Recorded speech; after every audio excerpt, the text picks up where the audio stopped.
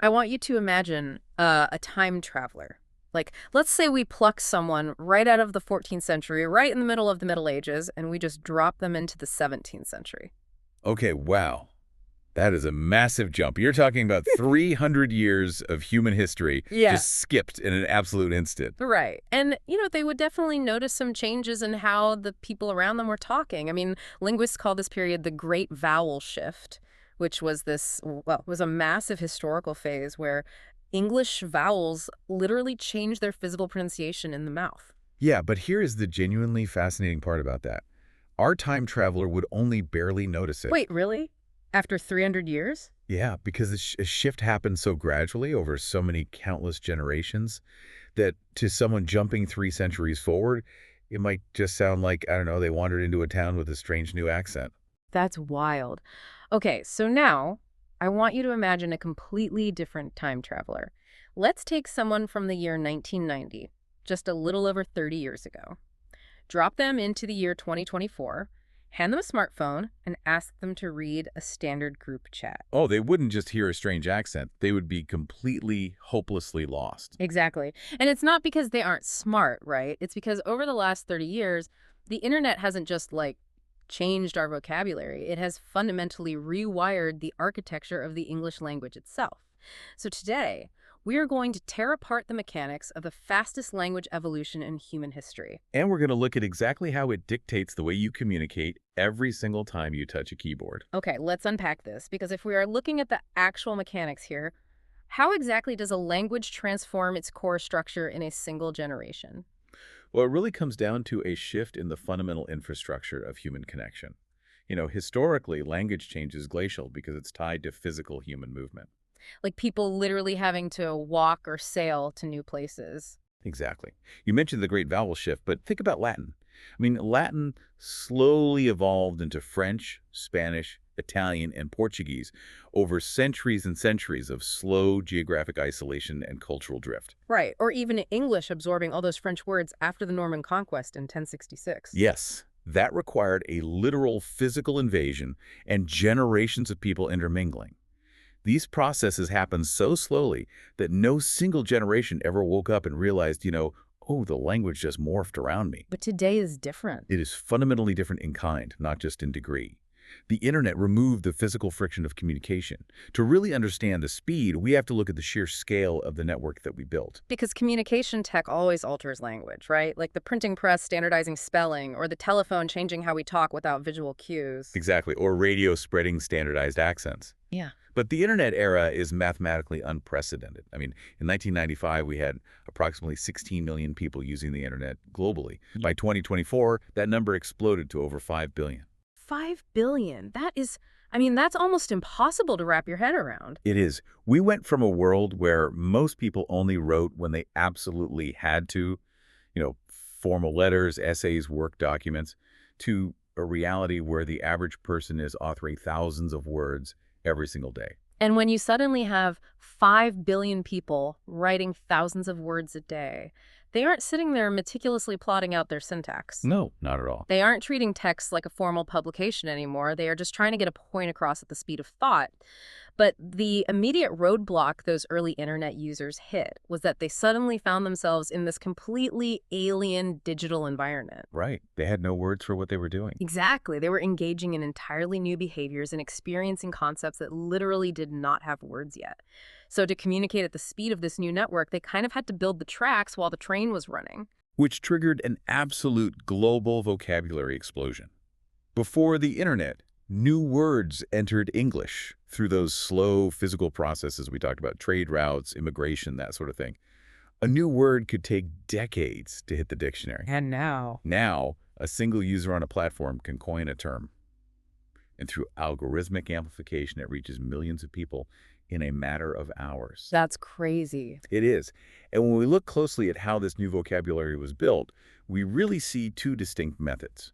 The first, which I find fascinating from a linguistic standpoint, was the repurposing of old words.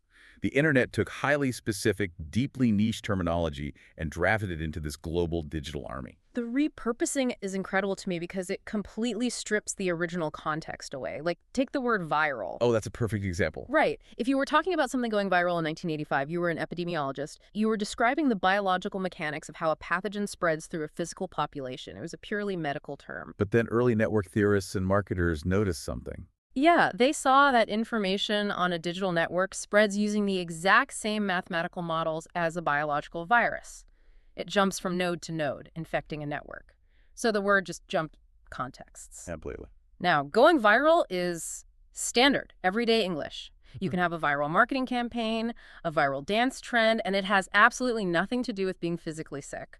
We took a biological concept and used it to explain a digital phenomenon. And we see that exact same contextual leap with the word troll. Oh, yeah, like internet trolls. Right. But in its original physical context, trolling is actually a fishing technique. It involves dragging a baited line through the water behind a moving boat, just waiting to see what bites. I had no idea that's where that came from. Yeah. In the late 80s and early 90s, on early message boards like Usenet, veteran users adopted the term to describe the act of posting deliberately inflammatory or naive questions. They were dragging conversational bait through the digital water. Exactly, to see which new users would bite and get angry. And today, the sociolinguistic impact of that word has completely transcended the internet.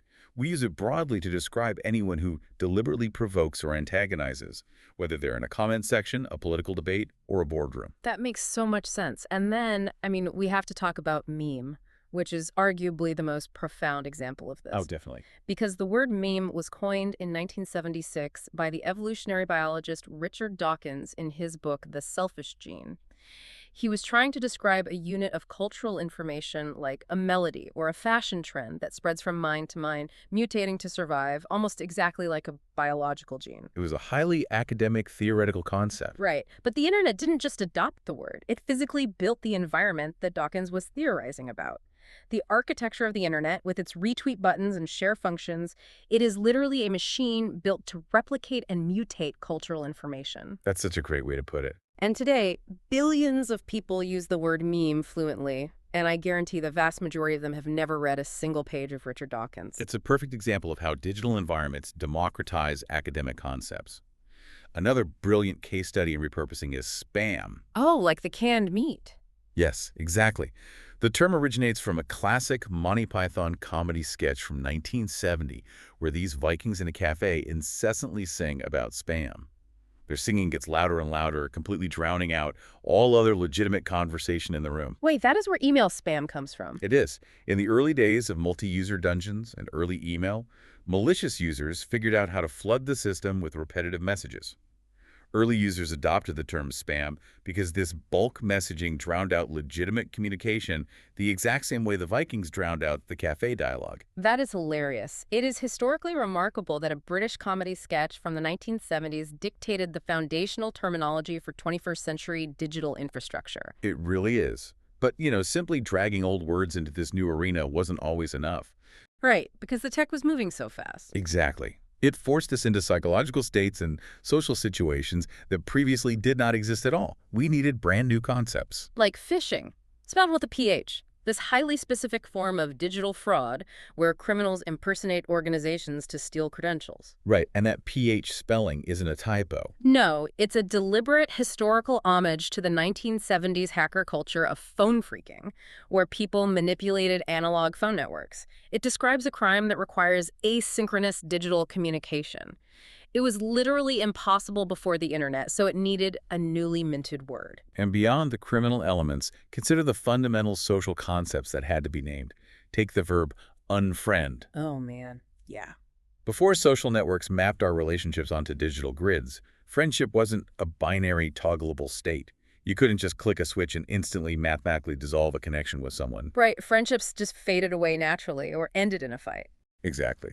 The social media architecture created a brand new social action, the instant digital severing of a tie, which demanded a new verb. Which naturally brings up ghosting. The act of ending a relationship by just vanishing, stopping all communication without a single word of explanation. A very modern phenomenon. Sure, humans have been abandoning each other since the dawn of time, but the word itself and the specific psychological weight of it emerged from online dating culture and text-based communication. You are left staring at an empty chat window, watching a read receipt with no reply. The digital medium makes the absence highly visible. Exactly. And now we use ghosting to describe everything from bad dates to job interviews where the employer just never calls you back. We also see words that had to be invented to describe the psychological distress caused by the architecture of the platforms themselves. Doom scrolling is a vital example here. I'm so guilty of doom scrolling. We all are. It's the compulsive act of scrolling through negative news and distressing feeds, despite the severe anxiety it causes. And this behavior is entirely authored by the physical design of smartphones. Because of the infinite scroll. Yes. It removed the natural stopping cues that existed in physical newspapers or scheduled television. The word entered the global mainstream dramatically during COVID-19, perfectly encapsulating a collective psychological state induced by tech. And we absolutely cannot talk about collective digital psychology without talking about FOMO, fear of missing out. Oh, absolutely. It's an acronym that captures this very specific, incredibly intense 21st century emotion. It's the awareness in real time that other people are doing something highly rewarding and you aren't there. Jealousy is ancient, but this flavor of it is new. Right. The sheer intensity of watching your friends' lives broadcasted live, highly curated, while you sit alone on your couch. That specific anxiety required a new linguistic container. What's also unique to this era is the accelerated pattern of corporate brands morphing into verbs. Linguists call this denominalization. Taking a noun and turning it into an action. Exactly. The internet takes corporate identity and embeds it directly into our cognitive processing. Google is the most prominent example. The brain seeks linguistic economy. It's just faster to say, I'll Google it, than I will run a query through a search engine. And it doesn't even matter if you use Bing or DuckDuckGo, you still say you're Googling it. Right. The action is inextricably linked to the brand. We see that everywhere now. We tweet things, which is so deeply ingrained that even after a billionaire bought the platform and rebranded it to X, the entire world still says tweet. Language just doesn't update as quickly as corporate boardroom decisions. Exactly. We say we're going to Zoom someone, regardless of if we're on Teams or Skype, we say an image is photoshopped. But looking at all of this, the repurposed words, the new social concepts, the brand verbs, it makes me wonder, are these really new words or just tech jargon that escaped the lab? How do you mean? It feels like we didn't just invent new slang, we invented a whole new environment. It's like humanity suddenly moved underwater and we urgently needed words for scuba and gills and oxygen tank just to survive the pressure. That is precisely the right analogy. We built a completely new environment out of text and data, and the vocabulary had to rapidly expand just to let us navigate, because standard syntax couldn't handle the sheer speed of this new underwater world. Right. And once we had the basic nouns and verbs to point at things, we quickly realized a massive problem. Our traditional grammar, the rigid, centuries-old structure of our sentences, was completely unequipped to convey the emotion of living in it. Because traditional grammar was built for clarity, not feeling. You can't convey a shrug or a sigh or a sarcastic eye roll with standard capitalization and a perfectly placed comma. Exactly. So if the tools didn't work, we started breaking the rules on purpose Yeah. to simulate body language in text, which takes us directly into the great grammar and punctuation rebellion, starting with what linguists call the lowercase revolution. Yes.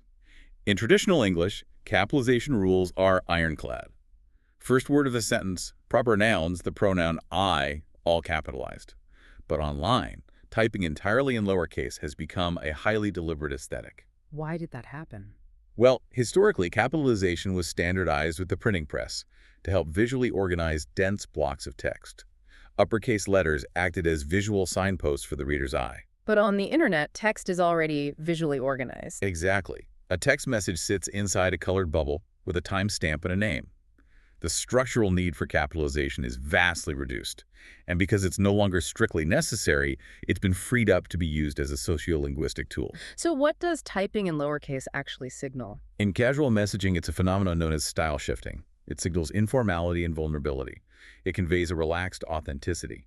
The psychological subtext is, I am not performing for you, I haven't polished this, I am just talking to you naturally, raw, unfiltered. It's like showing up to a formal corporate meeting in a worn-out hoodie instead of a tailored suit. You are making a very loud statement by deliberately breaking the established dress code. Precisely. And readers online have a highly sensitive radar for this. Typing in lowercase when you clearly possess the grammatical competence to use standard capitalization is a powerful stylistic choice. Oh, totally. Like the best-selling poet Rupi Kaur. She writes almost entirely in lowercase to foster a sense of intimacy. And digital creators use it for a relatable brand voice. We even see massive corporate brands adopting lowercase typography on social media to artificially lower their status, feigning youthfulness to bypass the consumer's natural defense against advertising. It's wild that an intentional lack of capitalization is now a multi-million-dollar branding strategy. But if lowercase is about informality, we have to talk about punctuation. Oh, absolutely. This is where things get genuinely emotional. Seriously. Think about the last time you, the listener, received a text from your boss or partner that ended in a hard period. Your stomach probably dropped. You weren't reading grammar, you were reading tone. Punctuation used to be completely objective. A period ends a sentence. A comma separates clauses. They were just traffic signs. But those traffic signs have transformed into subjective, emotional, facial expressions. What's fascinating here is how the period operates in synchronous text messaging. Linguistic studies show that if you end a short, casual text with a period, the recipient actually perceives you as colder, angrier, or more serious. Why is that? Because texting mimics the rapid flow of spoken conversation. Ending a thought is usually signified just by hitting send. The speech bubble itself is the boundary. Right. Therefore, if you go out of your way to manually add a period at the end of "I'm on my way," you have added redundant information. The recipient's brain subconsciously asks, why did they take the extra effort to put a hard stop there? It reads as a deliberate drop in vocal pitch. Exactly. A sudden seriousness or a terse closing of the conversation. The grammatically required mark has become an emotionally loaded weapon. Oh, I have absolutely been on the receiving end of the angry period. It is terrifying.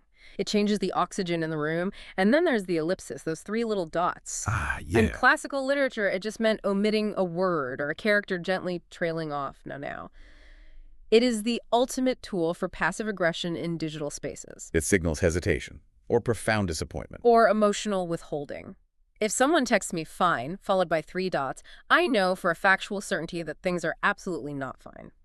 The empty space forces the reader to fill in the silence with their own anxiety. The transformation of the exclamation mark is equally profound. It represents a phenomenon linguists call exclamation mark inflation. Inflation, like economic inflation. Similar concept, yeah.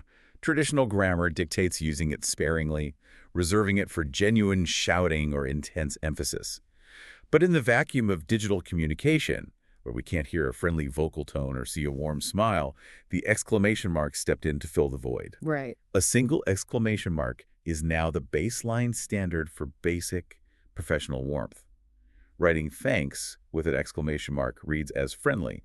Writing thanks with a period reads as cold, abrupt, and potentially hostile. Because this inflation has raised the baseline, you now need multiple exclamation marks to convey actual excitement. Exactly. Yeah. It's entirely common to see professional emails casually utilizing 2 or 3 exclamation marks just to reassure the recipient that the sender isn't secretly angry. It is exhausting. I feel like I'm constantly rationing my exclamation marks so I don't seem unhinged, but using just enough so I don't seem like a sociopathic robot. The delicate balance. And speaking of seeming unhinged, we have to talk about all cap piece. Yeah. We have collectively agreed that all caps is the digital equivalent of screaming. If I read the text, I never said that. In all caps, my brain actually processes it at a higher auditory volume. The internal monologue gets louder. That specific neurological mapping of visual size to auditory volume did not exist before digital forms standardized it. And this desperation to convey tone leads us to one of the most radical structural changes in Internet English. The rise of the sentence that is entirely grammatically incomplete but functions perfectly. What we might call the vibe sentence. I love the vibe sentence. I mean, it is entirely reliant on everyone in the conversation sharing the exact same cultural context. Like just saying the word anyway with a period. Yes. In standard English, that's a transition word.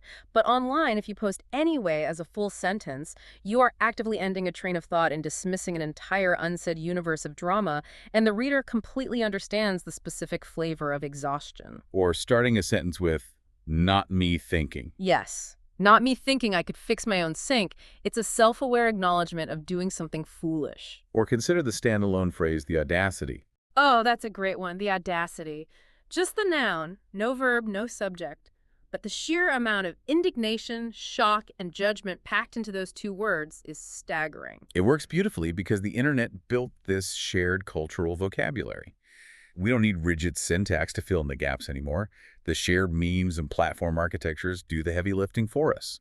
We are dropping the structural scaffolding because the building is holding itself up. It's a brilliant adaptation. But, even with all of this, the punctuation, the lowercase, the vibe sentences, plain text still has a fundamental limitation. It struggles to reliably convey tone. Right. Sarcasm, warmth, irony, these are incredibly difficult to lock down in pure text. And that exact limitation birthed an entirely new visual writing system. The emoji revolution. Yes. I still remember when this made global headlines in 2015. Oxford Dictionaries chose their word of the year. And it wasn't a word. It was the face with tears of joy emoji. That was a massive watershed moment. It was. The highest tier of the academic establishment officially recognized that emojis were not just cute digital stickers, they were a genuine functioning part of human language. The history here is deeply intertwined with technological constraints.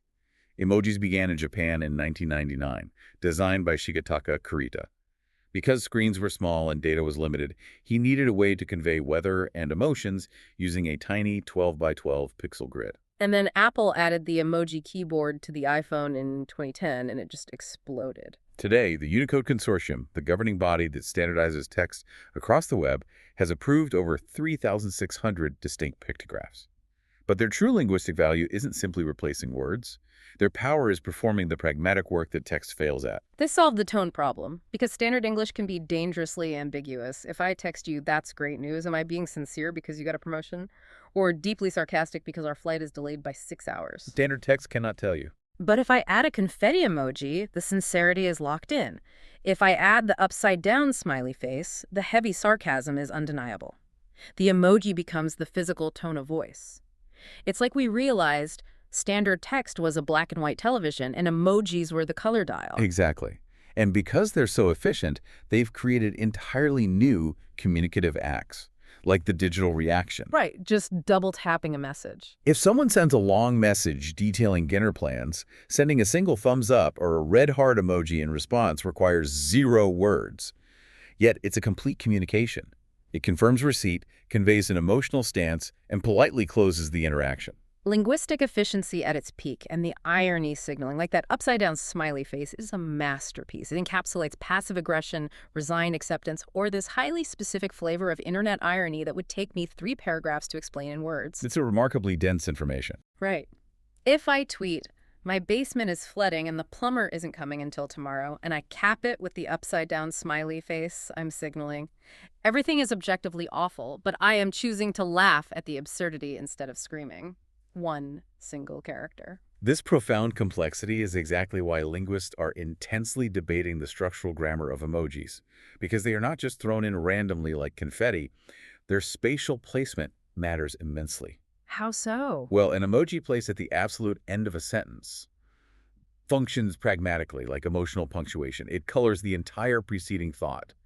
But an emoji placed in the middle of a sentence can act as the direct substitute noun. Oh, that makes sense. Furthermore, there's a syntax of repetition.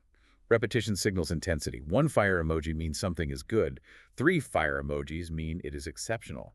And sequence matters too. Right, like an eggplant emoji followed by water droplets conveys a vastly different meaning than water droplets followed by an umbrella. Exactly. They combine to create totally new meanings based on context. Like the folded hands emoji. Is it a religious prayer? A high five, a profound thank you, or a desperate please stop? It entirely depends on the syntactic context. It is a highly sophisticated spatial visual grammar. But here's what blows this entire topic wide open, Vinay. As these tools spread the repurposed words, the punctuation, the emojis, they didn't remain isolated in local geographic communities. The internet erased the borders of language. Which brings us to perhaps the most historically significant outcome of this entire phenomenon.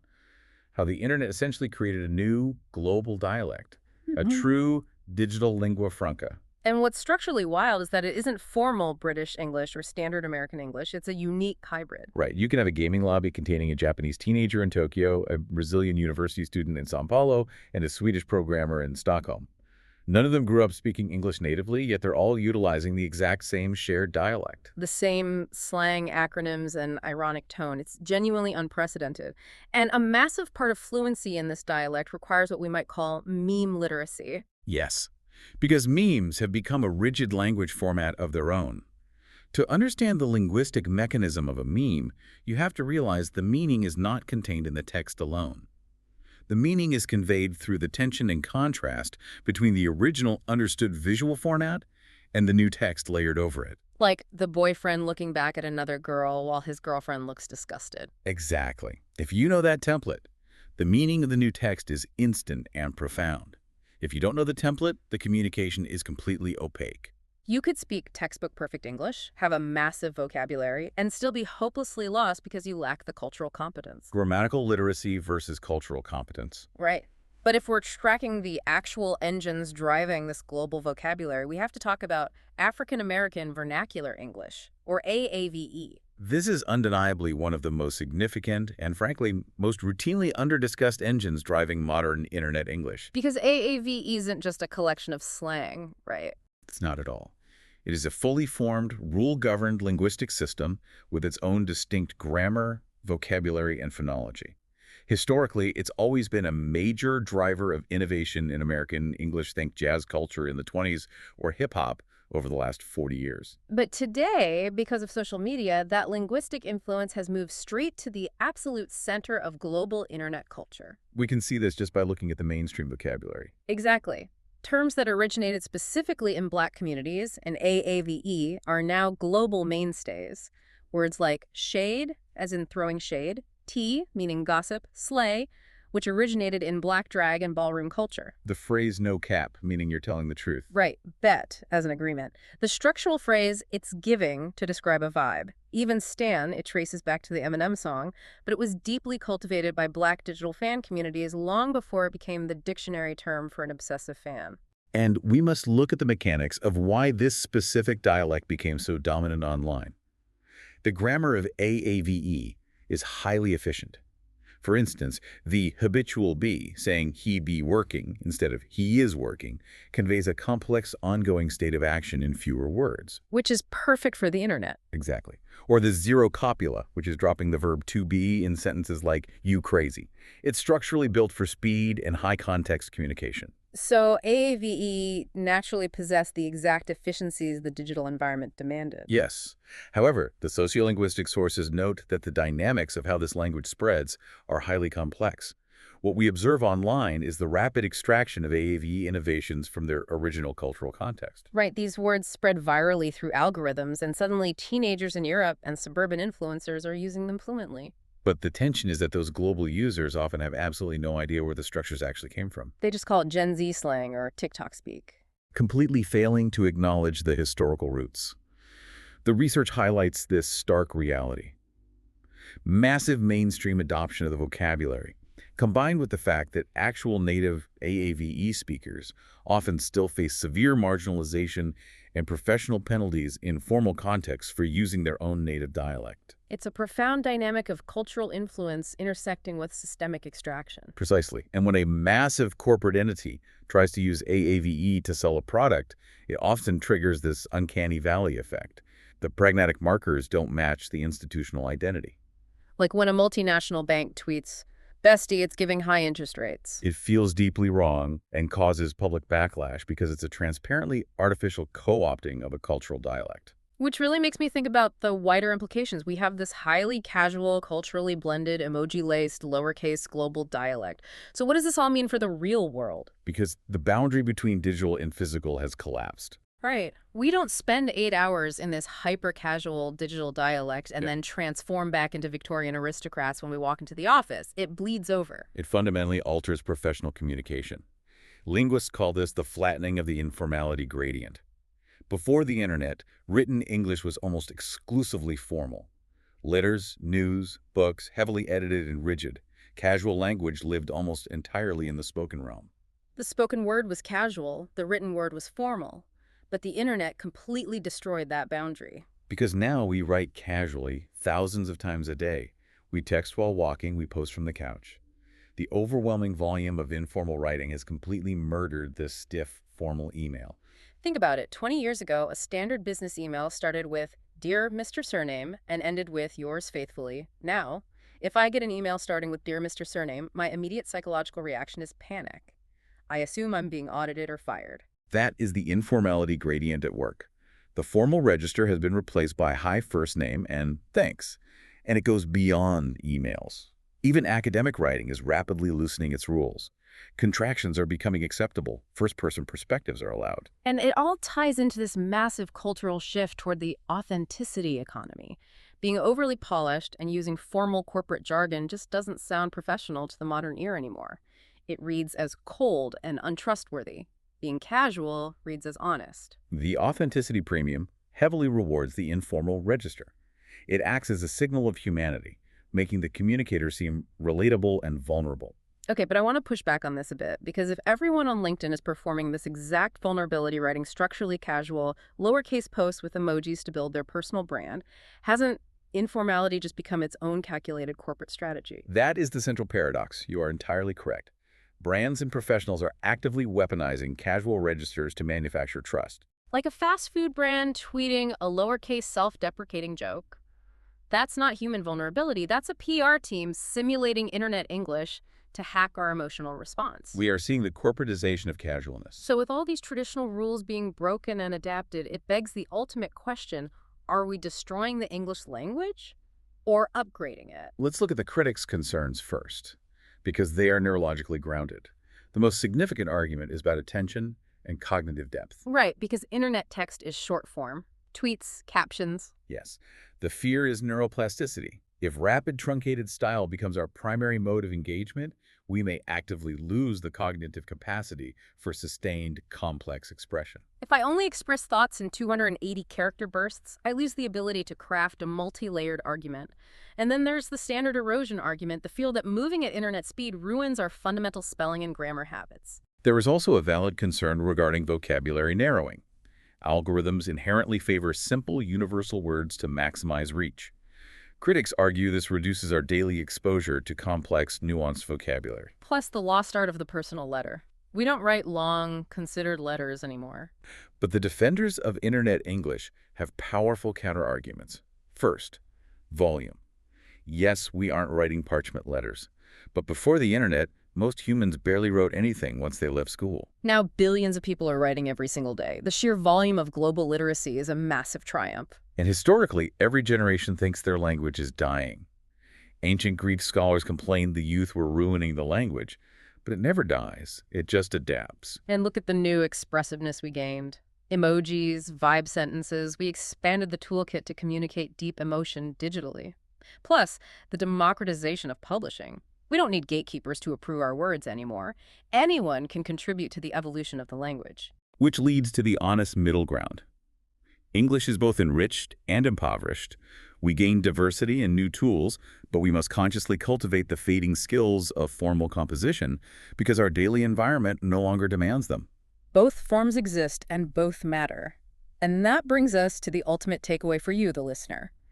Textbooks teach a conservative, formal English that is rapidly diverging from daily online reality. The internet is the greatest free language resource ever, but only if you use it actively. You have to notice registers, trap phrases, and observe tone. But formal English isn't dead. It still rules job applications and legal documents.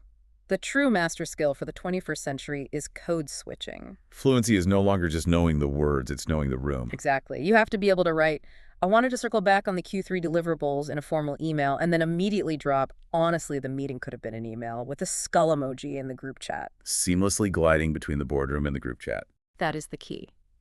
But, tracking how fast this happened in just 30 years by connecting humans to humans. What happens in the next 10 years when half our text conversations are with AI? Will we develop an entirely new register just for speaking to the machines? Think about that the next time you say please and thank you to a chatbot. It is a totally unmapped frontier. A time traveler of 2024 dropping into 2034 might find themselves just as lost. The ultimate paradigm shift continues. Keep your dictionaries handy, brush up on your cultural context, and maybe keep an emoji keyboard close by.